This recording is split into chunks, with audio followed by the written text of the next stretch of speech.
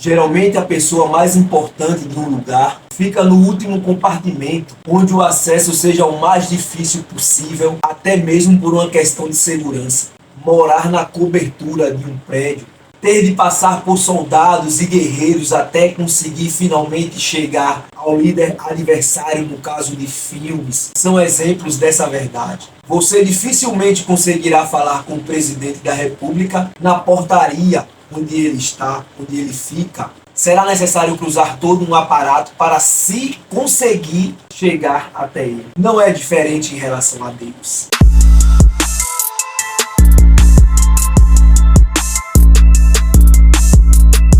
Abra sua Bíblia em Êxodo capítulo 25, versos 10 e 11. Diga aos israelitas que façam uma arca de madeira de acácia, de 1,10 m de comprimento, por 66 centímetros de largura e 66 de altura. Revistam de ouro puro essa caixa, por dentro e por fora, e em toda a volta coloquem um remate de ouro. Verso 16 ao 22. Eu lhe darei as 2 placas de pedra, onde estão escritos os mandamentos, e você porá essas placas na arca. Fará também uma tampa de ouro puro, de 1,10 m de comprimento, por 66 centímetros de largura. Faça 2 querubins de ouro batido, um para cada ponta da tampa. Isso deve ser feito de modo que os querubins formem uma só peça com a tampa.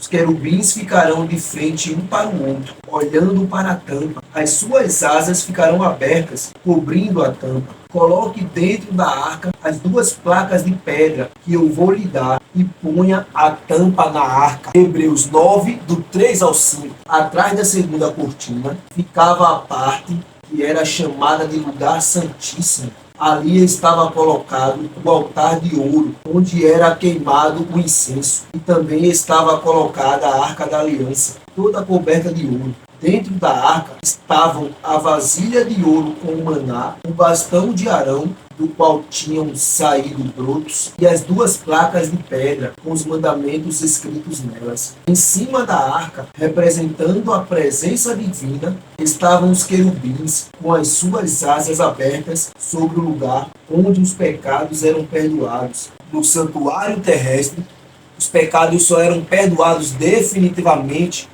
no lugar santíssimo, no segundo compartimento, no último compartimento, diante da lei que ficava dentro da Arca da Aliança, onde era reclamada a justiça, onde o pecado encontrava a sua consequência maior, se deparava com a santidade, com a presença divina. Deus deu uma sentença ao primeiro casal, que morreriam se desobedecessem a sua palavra. E o sangue da morte do transgressor, representado pelo animal inocente, que simbolizava Cristo Jesus, devia ser apresentado diante de Deus, diante da santa lei. O que foi? Pensou que Deus estava brincando e não iria cumprir o que disse ao casal, que morreriam? Não se esqueça, não se engane, o salário do pecado certamente é a morte. Para a sorte do casal, o Criador ofereceu-se para morrer em seu lugar. Levíticos 16, verso 2. Ele disse: diga ao seu irmão Arão que não é a qualquer hora que ele pode entrar no lugar santíssimo, que fica atrás da cortina da tenda sagrada. Se ele entrar, morrerá, pois é ali que eu apareço numa nuvem, acima da tampa da Arca da Aliança, que é o lugar onde os pecados são perdoados. Deus é amor, mas é justiça também. E essa justiça, reclamada pela santa lei que está dentro da Arca da Aliança no santuário, diante da sua presença, será cumprida, custe o que custar. Até mesmo a morte de seu filho, que precisa oferecer os méritos do seu sangue em nosso favor, diante da santa lei de Deus, diante do Pai, em sua sala, diante do seu trono, para que o transgressor, nós seres humanos, obtenhamos o perdão. Dizer que a lei não serve mais anula a justiça divina e todo o serviço ministerial de Cristo, nossa única chance de salvação. Apocalipse 11, 19. Abriu-se então o santuário de Deus, que se acha no céu, e foi vista a Arca da Aliança no seu santuário, e sobrevieram relâmpagos, vozes, trovões, terremoto e grande saraivada. Nós somos salvos mediante o sacrifício de Cristo em resposta à transgressão da santa lei de Deus, que fica lá no lugar mais seguro, de maior difícil acesso, dentro da Arca da Aliança, o segundo compartimento, o lugar santíssimo do santuário celestial, onde os pecados são perdoados, onde está a presença de Deus. É lá onde Deus fica, onde é manifesta a presença de Deus, onde está o trono de Deus, que estão os 10 mandamentos, com a lei de Deus. Ao negar a existência e a validade da santa lei de Deus, é como se você se colocasse em frente do tabernáculo e impedisse Jesus de avançar no seu ministério, de entrar, de ter acesso ao Pai, porque a presença divina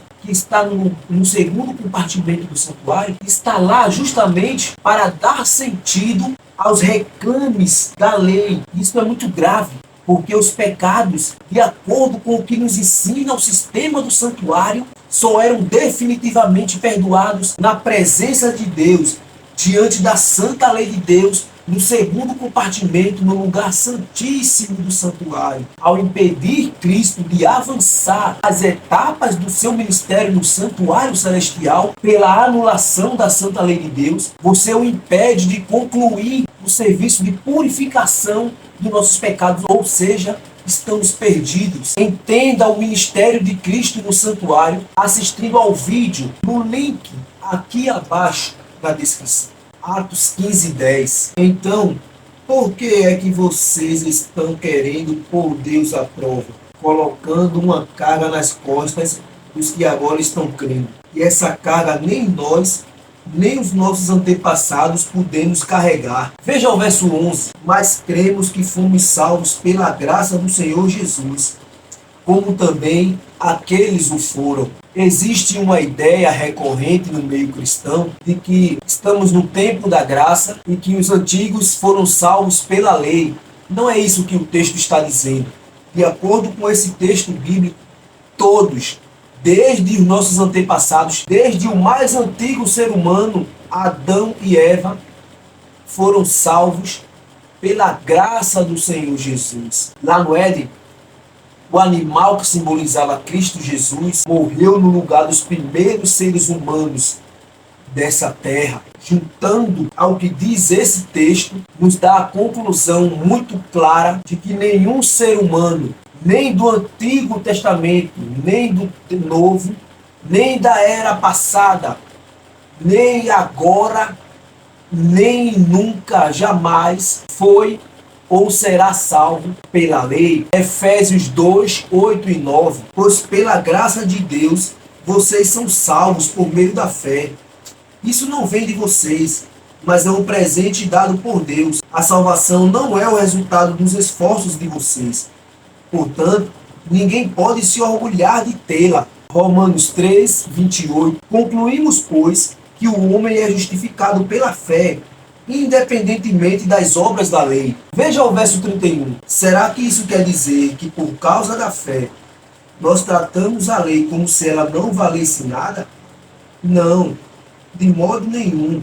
Pelo contrário, afirmamos que a lei tem valor. 1 Samuel 15, 22. Porém Samuel disse: tem porventura o Senhor tanto prazer em holocaustos e sacrifícios, quanto em que se obedeça a sua palavra? Eis que o obedecer é melhor do que o sacrificar, e o atender melhor do que a gordura de carneiros. Romanos capítulo 3, verso 20. Visto que ninguém será justificado diante dele por obras da lei, em razão de que pela lei vem o pleno conhecimento do pecado. Ou seja, não dá para conhecer plenamente a gravidade do pecado que levou ao sacrifício do nosso Senhor Jesus Cristo na cruz do Calvário, sem observância da santa lei de Deus. Se tivéssemos obedecido, o sacrifício não teria sido executado. Não era necessário o sacrifício, o Filho de Deus não precisaria ter morrido. Então, obedecer é sempre melhor do que as consequências da desobediência, que são os sacrifícios. Lembra daquele ditado? Prevenir é melhor do que remediar. Romanos 5,13. Antes de a lei ser dada, já existia o pecado no mundo. Porém, quando não existe lei, Deus não leva em conta o pecado. Veja que texto impressionante. A Bíblia está dizendo que se não existe lei, não existe pecado. E se não existe pecado, para que salvação? Para que sacrifício? Para que Jesus morreu na cruz do Calvário? Foi em vão. Aí mesmo em Romanos capítulo 7, verso 7. O que vamos dizer então? Que a própria lei é pecado? É claro que não. Mas foi a lei que me fez saber o que é pecado. Pois eu não saberia o que é a cobiça se a lei não tivesse dito: não cobice. E o capítulo 4, verso 15 diz assim: porque a lei suscita a ira, mas onde não há lei, também não há transgressão.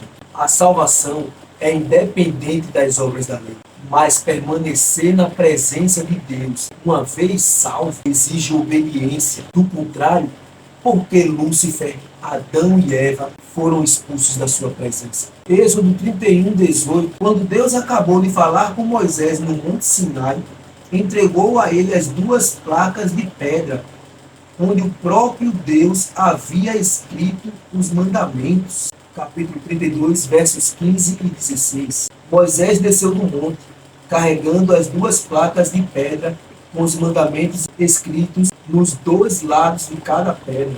O próprio Deus havia feito as placas e tinha gravado nelas os mandamentos. Há um ditado que diz: quer algo bem feito, faça você mesmo. Você consegue imaginar em qual museu estariam, quanto valeriam e qual nível de segurança empregados para guardar uma obra como esta se estivesse aqui hoje? Vem cá, é sério que os 10 mandamentos não são diferentes de tudo que existe para você? Foram escritos pelo dedo de Deus. Imagine uma obra desta, não são diferentes? O que você reverenciaria mais? Uma obra como esta ou até mesmo a própria Bíblia, escrita e reescrita pelas mãos imundas de pecadores como eu e você? É hora de conhecermos a santa lei de Deus. Êxodo 20, 3 ao 17. Não terás outros deuses diante de mim. Não farás para ti imagem de escultura, nem semelhança alguma do que há em cima dos céus, nem embaixo na terra, nem nas águas debaixo da terra. Não as adorarás, nem lhes darás culto, porque eu sou o Senhor, teu Deus, Deus zeloso, que visita a iniquidade dos pais nos filhos, até a 3ª e 4ª geração daqueles que me aborrecem. Faço misericórdia até 1000 gerações daqueles que me amam e guardam os meus mandamentos. Não tomarás o nome do Senhor teu Deus em vão, porque o Senhor não terá por inocente o que tomar o seu nome em vão. Lembra-te do dia de sábado, para o santificar. 6 dias trabalharás e farás toda a tua obra, mas o 7º dia é o sábado do Senhor teu Deus. Não farás nenhum trabalho, nem tu, nem o teu filho, nem a tua filha, nem o teu servo, nem a tua serva, nem o teu animal, nem o forasteiro das tuas portas para dentro.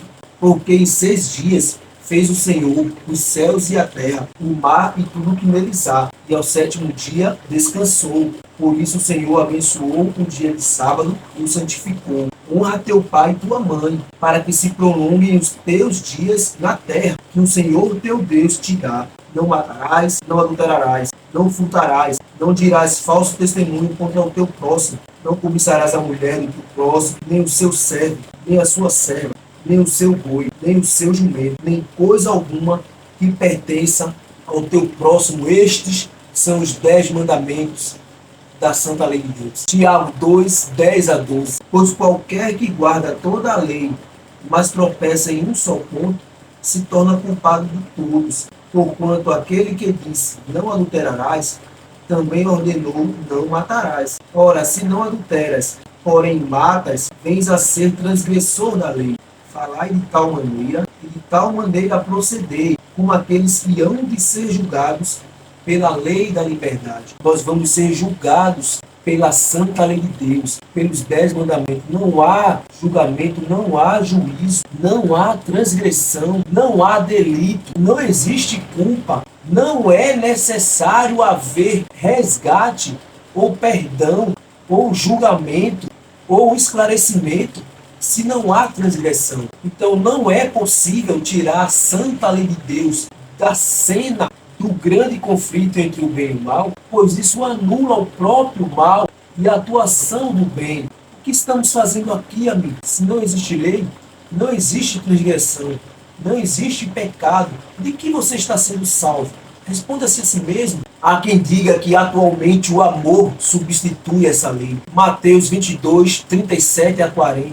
Jesus respondeu: ame o Senhor seu Deus com todo o coração, com toda a alma, com toda a mente. Este é o maior mandamento e o mais importante. E o segundo, mais importante, é parecido com o primeiro. Ame os outros como você ama a você mesmo. Toda a lei de Moisés e os ensinamentos dos profetas se baseiam nesses dois mandamentos. 1 João 5,3. Porque este é o amor de Deus, que guardemos os seus mandamentos. Ora, os seus mandamentos não são penosos. Capítulo 2, verso 7. Amados, não vos escrevo um mandamento novo, senão um mandamento antigo, o qual desde o princípio tiveste. Esse mandamento antigo é a palavra que ouviste. A palavra resumir não conota anular. Qual o valor de 10 cédulas de R$1? R$10. Se eu reduzir a quantidade dessas cédulas para 2 de 5, quanto eu tenho? Continua sendo R$10. Eu apenas resumi. Vamos analisar alguns textos atribuídos aos 10 mandamentos. Gálatas 5, de 1 a 3. Cristo nos libertou para que nós sejamos realmente livres. Por isso, continuem firmes como pessoas livres e não se tornem escravos novamente. Prestem atenção. Eu, Paulo, afirmo que, se vocês deixarem que os circuncidem, então Cristo não tem nenhum valor para vocês. Repito isto mais uma vez para qualquer homem que deixar que o circuncidem. Esse homem é obrigado a obedecer a toda a lei. Efésios 2, 11 e 12. Lembrem que vocês, os não-judeus, eram chamados de incircuncidados pelos judeus, que chamam a si mesmos de circuncidados, por praticar a circuncisão. Lembrem do que vocês eram no passado. Naquele tempo, vocês estavam separados de Cristo, eram estrangeiros e não pertenciam ao povo escolhido de Deus.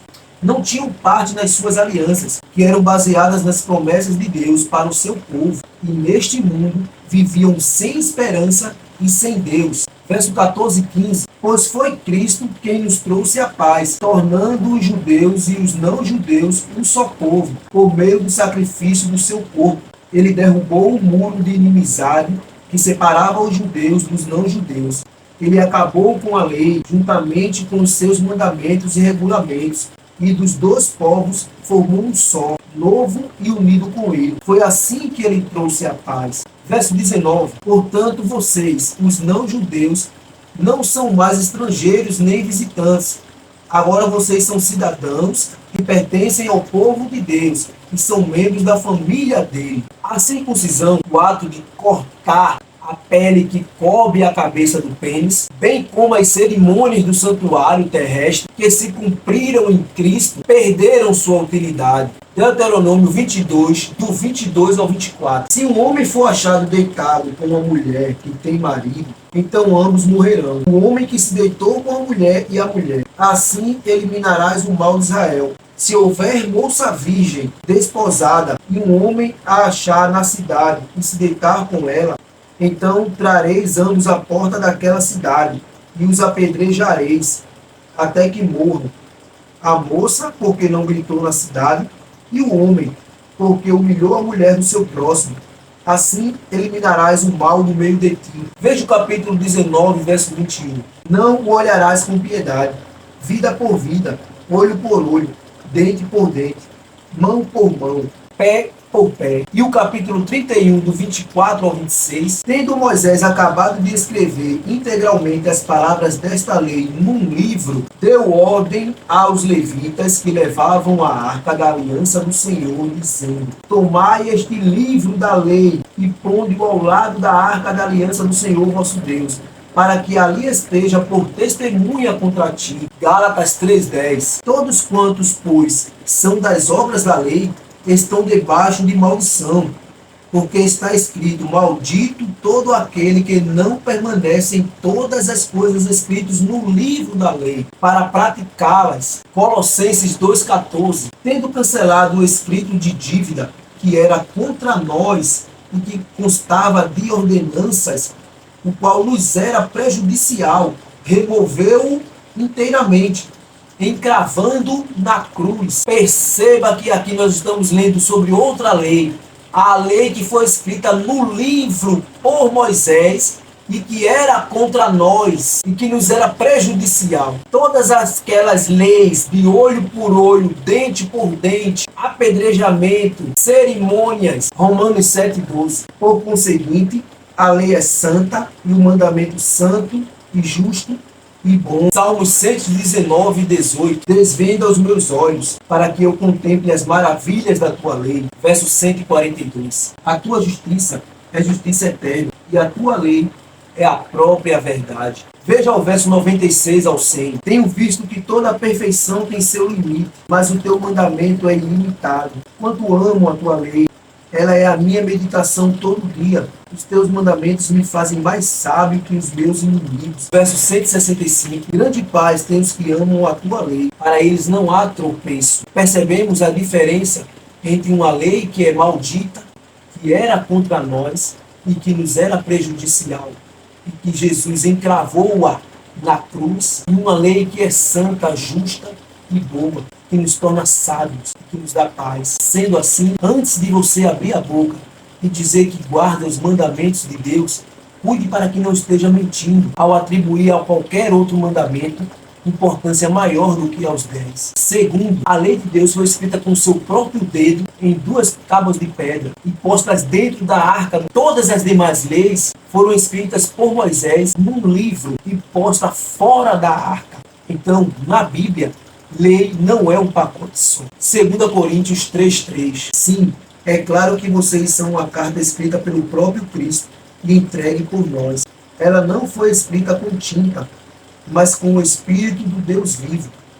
Ela não está gravada em placas de pedra, mas em corações humanos. Veja o verso 6. É ele que nos torna capazes de servir a nova aliança, que tem como base não a lei escrita, mas o Espírito de Deus. A lei escrita mata, mas o Espírito de Deus dá a vida. Assim como uma peça isolada de um quebra-cabeças pode parecer perna, sendo braço, vindo a encontrar o seu devido lugar, quando o todo é alcançado, pessoas têm empregado esse texto de maneira equivocada. E eu o convido a analisá-lo, juntando todas as peças desse contexto. Atos 6,15. Todos os que estavam assentados no sinédrio, fitando os olhos em Estevão, viram o seu rosto como se fosse rosto de anjo. Êxodo 34, 29, 30, depois do 35. Quando Moisés desceu do Monte Sinai, carregando as 2 placas da aliança, o seu rosto estava brilhando, pois ele havia falado com Deus. Mas ele não sabia disso. Arão e todo o povo ficaram com medo de chegar perto de Moisés, quando viram o seu rosto brilhando. E o povo via que o seu rosto continuava brilhando. Porém, Moisés cobria de novo o rosto com um véu, até que entrava de novo na tenda para falar com Deus. Voltemos ao texto de Coríntios, com esse contexto preparado, e vamos ver como mudará a leitura. 2 Coríntios 3, 7 a 11. Quando a lei que traz a morte foi gravada em placas de pedra, a glória de Deus apareceu, e o rosto de Moisés ficou brilhando. O brilho do seu rosto já estava desaparecendo quando ele entregou as placas ao povo de Israel.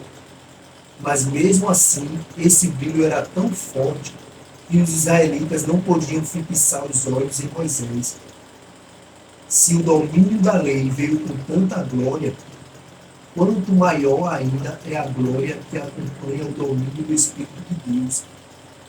A lei que condena as pessoas teve glória, porém muito mais glória tem o Espírito que traz a salvação. Pois a glória que antes era tão grande não é mais nada por causa da glória que agora, que é muito maior. De modo que, se houve glória naquilo que durou somente um pouco de tempo, muito mais glória tem aquilo que dura para sempre. Veja o verso 13 a 18. Nós não fazemos como Moisés, que cobria o rosto com um véu, para que os israelitas não pudessem ver que o seu brilho estava desaparecendo, mas eles não queriam compreender. E até hoje, quando eles leem os livros da antiga aliança, a mente deles está coberta com o mesmo véu. E esse véu só é tirado quando a pessoa se une com Cristo. Mesmo agora, quando eles leem a lei de Moisés, o véu ainda cobre a mente deles, mas o véu pode ser tirado, como dizem as Escrituras Sagradas. O véu de Moisés foi tirado quando ele se voltou para o Senhor. Aqui a palavra Senhor quer dizer o Espírito. E onde o Espírito do Senhor está presente, aí existe liberdade. Portanto, todos nós, com o rosto descoberto, refletimos a glória que vem do Senhor. Essa glória vai ficando cada vez mais brilhante e vai nos tornando cada vez mais parecidos com o Senhor, que é o Espírito. Hebreus 8:10. Porque esta é a aliança que firmarei com a casa de Israel, depois daqueles dias, diz o Senhor. Na sua mente imprimirei as minhas leis, também sobre o seu coração as escreverei, e eu serei o seu Deus, e eles serão o meu povo. A glória da qual o texto está falando é do rosto, e não da lei. E que se houve glória no rosto de Moisés, quando foi dada a lei escrita em tábuas de pedra, muito mais glória haverá no rosto daquele que deixar Deus escrever a sua lei, não mais em tábuas de pedra, mas na sua mente e no seu coração. Salmo 119, 126.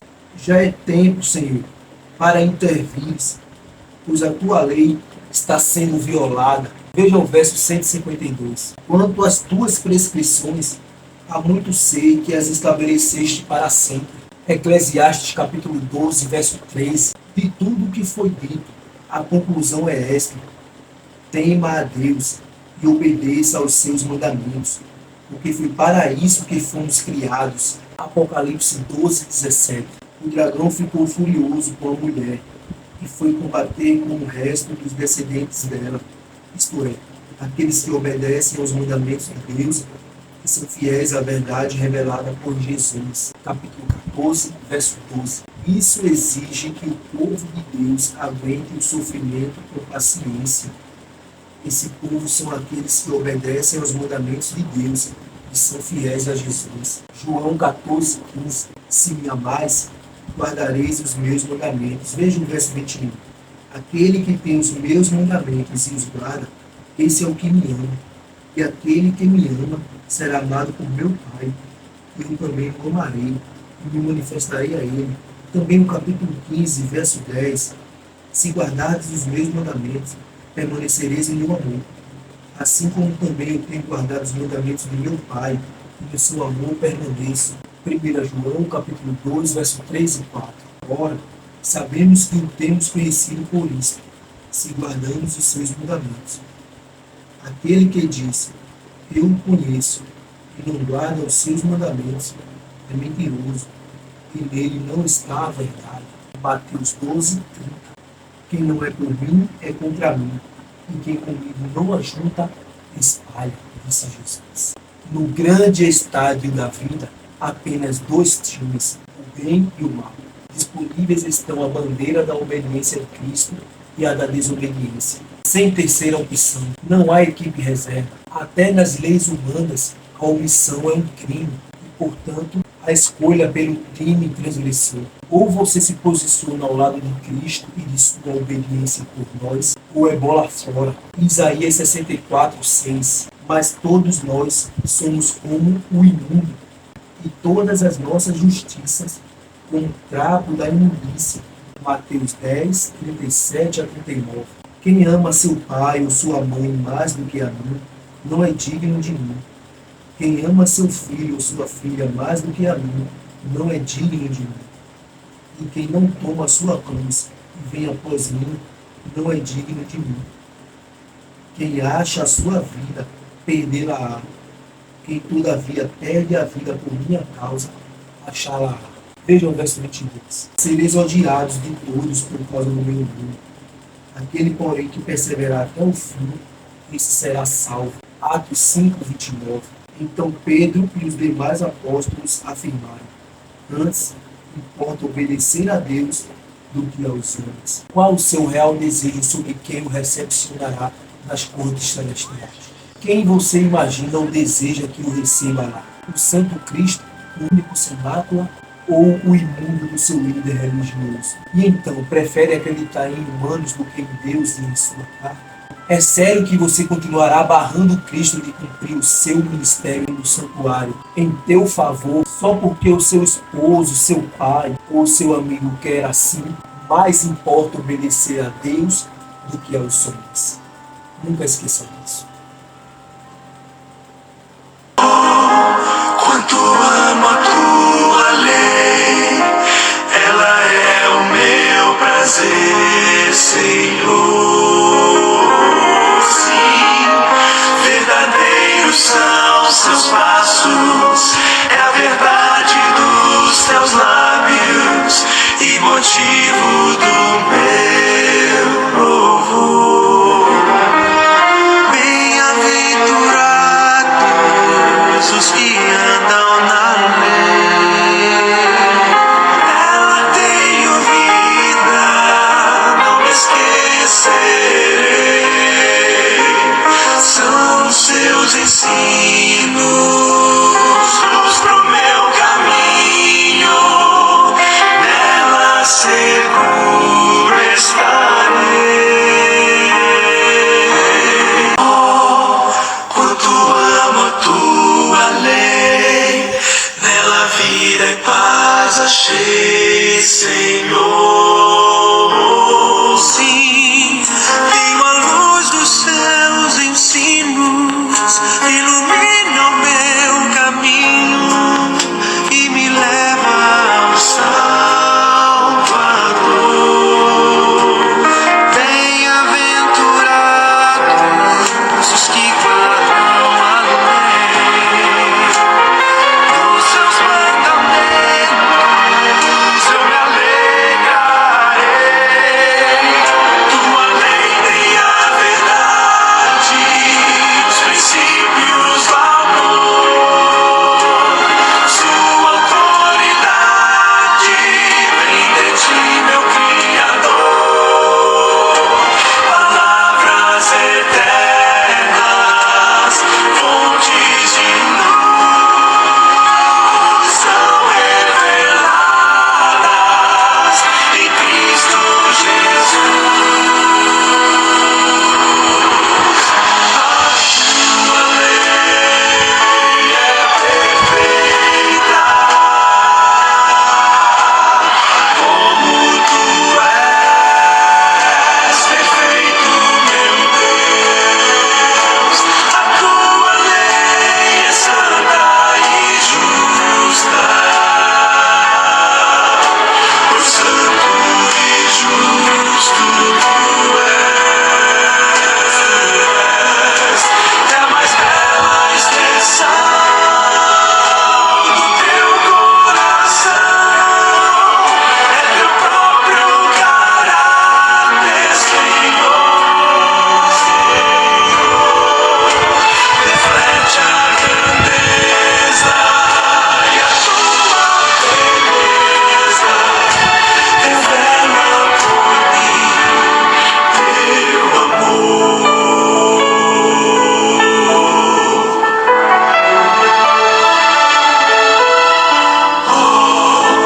Quanto amo a tua lei, ela é o meu prazer, Senhor.